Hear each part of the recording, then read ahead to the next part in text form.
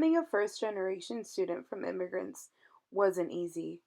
I had to teach myself the ropes on how to become a successful student while I was living in two different worlds.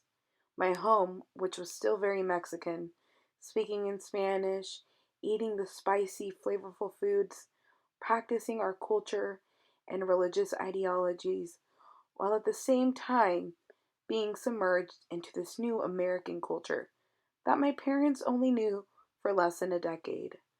School was the ultimate way in which it molded me into becoming and questioning my two different identities.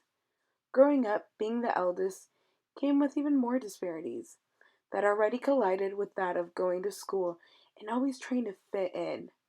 The idea of a 13-year-old middle schooler being ashamed of people hearing her speak Spanish, to becoming so proud of the beautiful language that unites so many countries, religions, and people. Cynthia, can you please tell your mom that for next year you're going to have to go to zero period?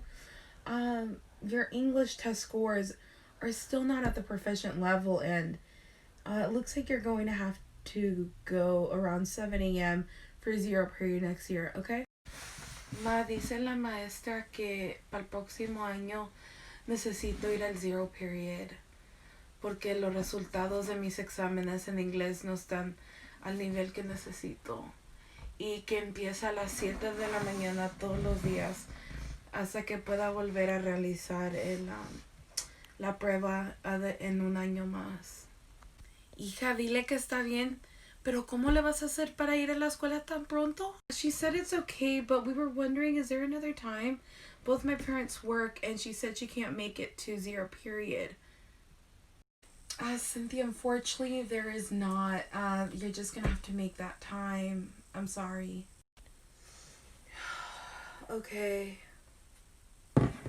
Recent research shows that although differences in individual student characteristics partially explain variation in English language learning outcomes, social context factors are also important.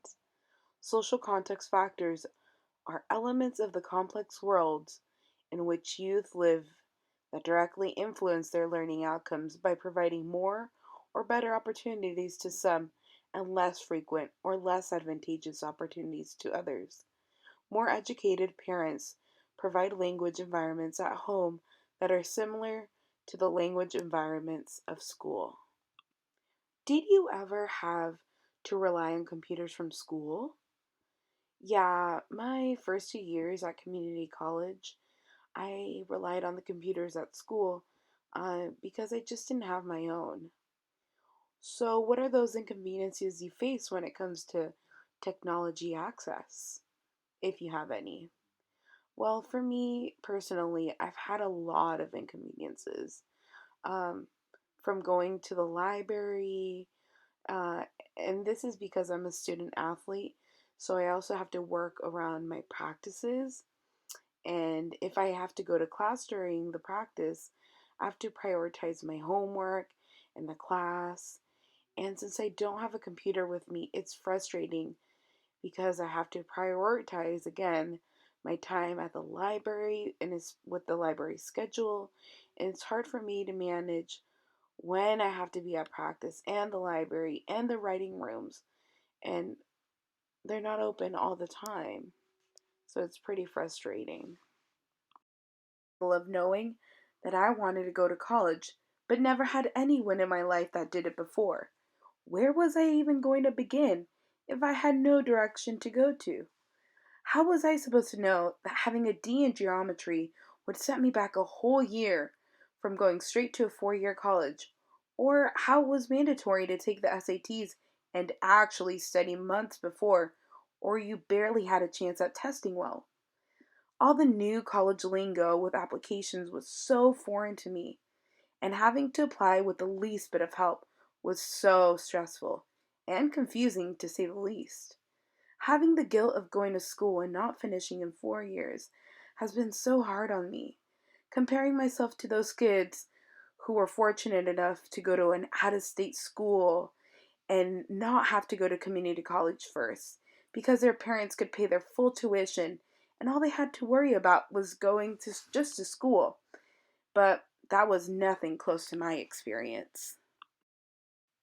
Cynthia, you have come a long way from waking up before the sun did and going to school before the rest just to catch up on those proficiency tests, to sacrificing playtime to help your parents translate important government documents that they would get frustrated at you when you used Spanglish because you just didn't know the right words, to taking care of babies and toddlers so you would never rely on your parents to pay tuition or any of your necessities, but in return has made you very independent.